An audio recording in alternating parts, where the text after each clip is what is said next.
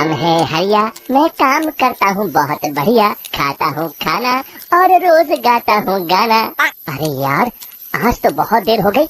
इस खतरनाक जंगल को देखकर तो मेरे हाथ पैर ठंडे हो गए हैं। अगर मैं वक्त पर गांव नहीं पहुँचा तो मालिक बहुत नाराज हो जाएंगे। तभी हरिया को एक आवाज सुनाई देती है। सुनिए हरि जी। अरे, ये आवाज किसने दी? तभी हरिया को सामने कुछ दूर एक औरत खड़ी दिखाई देती है। अरे भाई, ये औरत अकेली इतनी रात को इस जंगल में क्या कर रही है? चलकर पूछना पड़ेगा।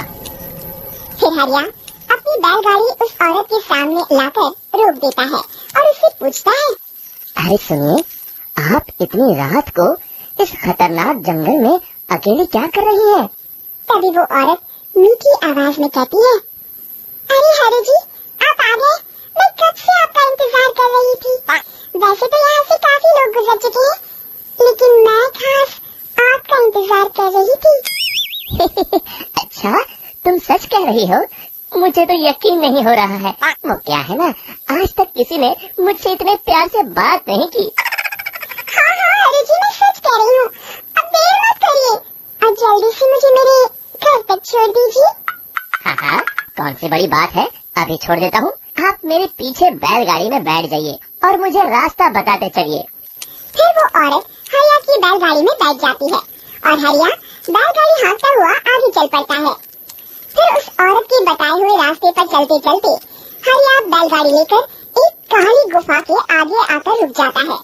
हरिया उस औरत से पूछता है। हाँ देवी जी, आपका घर कहाँ है? यहाँ तो गुफा के अलावा और कुछ नहीं है।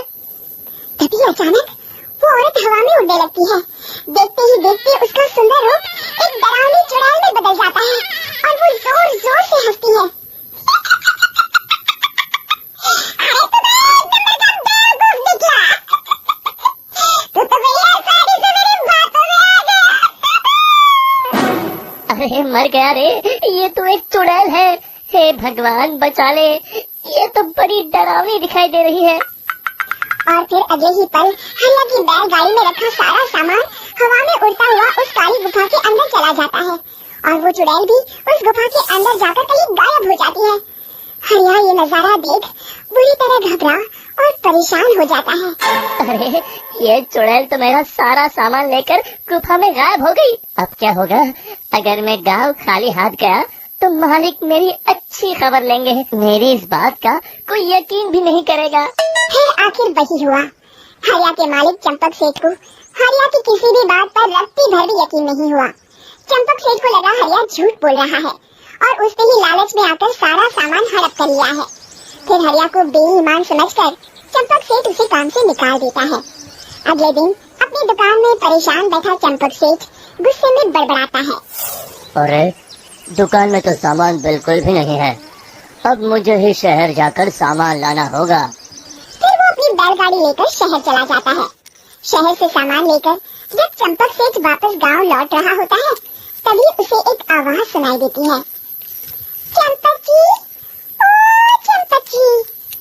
अरे, ये तो कोई मेरा नाम लेकर मुझे पुकार रहा है। फिर उस रास्ते में वही औरत खड़ी दिखाई देती है। फिर क्या था, हरिया की तरह चंपक सेठ भी उस औरत के पास अपनी बैलगाड़ी लेकर जाता है और वो भी उसकी चिकनी चुपड़ी बातों के मुंह जाल में फंस जाता है। फिर चुड़ैल उसे भी अपनी गुफा तक ले जाती है और उसका सारा सामान लेकर गुफा में गायब हो जाती है। बेचारा चंपक सेठ लाचार होकर खाली हाथ गांव लौट आता है। फिर ये उस जंगल में रोज की बात हो जाती है। जो कोई भी शहर से कुछ लेकर गांव की तरफ लौटता, वो चुड़ैल उसे बेवकूफ बनाकर उसका सारा सामान लेकर गुफा में गायब हो जाती। एक दिन हरिया एक लकड़हारे को उसी जंगल की तरफ जाते हुए देखता है। फिर हरिया उसे रोकते हुए कहता है। अरे भाई, क्यों अपनी मौत को दावत दे रहे हो? मेरी बात मानो, आगे जंगल में मत जाओ। वहाँ एक बड़ी भयानक चुड़ैल रहती है। लकड़हारा हरिया की बातों को नजरअंदाज करते हुए कहता है। अरे भाई, मुझे पहले ही बहुत देर हो चुकी है, मुझे जाने दो भाई। शाम तक लकड़ियाँ काट कर शहर के बाजार में बेचना है। तुम अपनी ये कहानी किसी फुर्सत में बैठे इंसान को सुनाओ, मैं तो चला। इतना कहकर लकड़हारा वहाँ से आगे जंगल की तरफ चला जाता है। फिर अगले दिन के मुखिया के घर के बाहर बहुत सारे लोग जमा हो जाते हैं।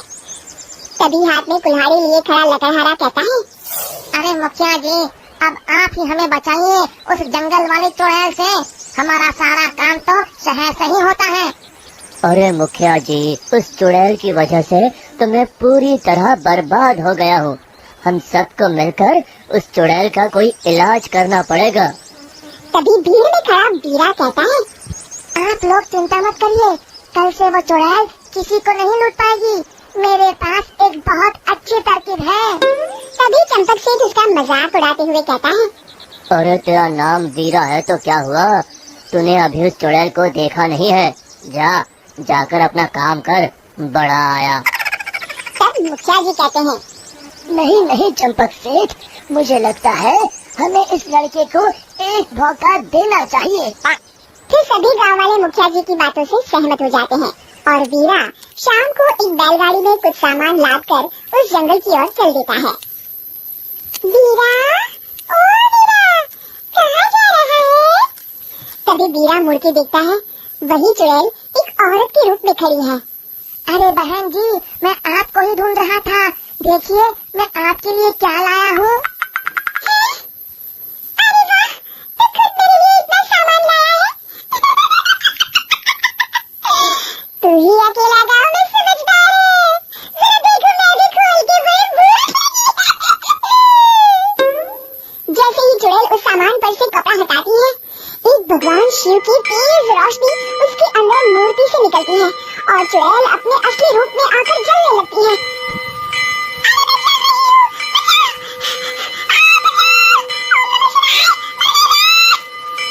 देखते ही देखते वो चुड़ैल रात के साथ उड़ जाती है और सभी गांव वाले भी वहां जाते हैं।